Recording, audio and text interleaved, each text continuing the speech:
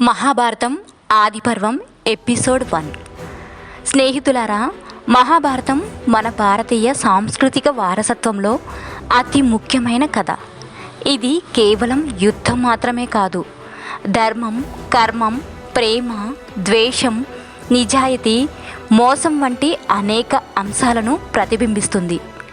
రాయల కుటుంబాల మధ్య ప్రారంభమైన ఈ కథ అఖండ భారతదేశంలో అమరాలు, రాజులు, దేవతల సమాజంతో మనకు చెప్పడానికి చాలా పాఠం ఉంది. ఈరోజు మనం ఈ గొప్ప కథలో తొలి అడుగు వేద్దాం. ఇది హస్తినాపుర రాజవంశం పుట్టుక, వారి వంశానికి సంబంధించిన కథ.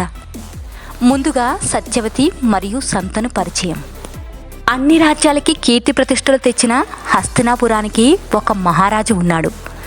ఆయన పేరు సంతను. కానీ ఆయన సత్యవతి అనే అప్సరసతో ప్రేమలో పడిపోయాడు. ఈ ప్రేమ ఆ రాజ్యానికి శాపమా వరమా? సత్యవతిని వివాహం చేసుకోవాలని సంతను తప్పించేవాడు. కానీ సత్యవతి చేసిన ఒక డిమాండ్ అతని జీవితాన్నే మార్చేసింది.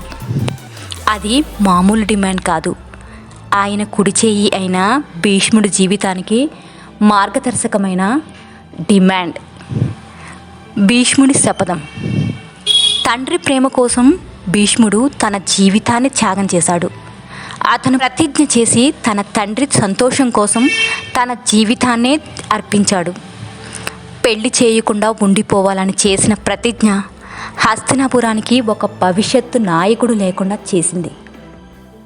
ఈ శపథం ఆ వంశానికి వచ్చిన తొలి దురదృష్టం.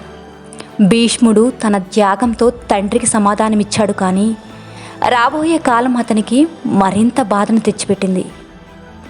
పాండవులు మరియు కౌరవుల పుట్టుక. సత్యవతి మరియు సంతనుకి జన్మించిన వారసులు.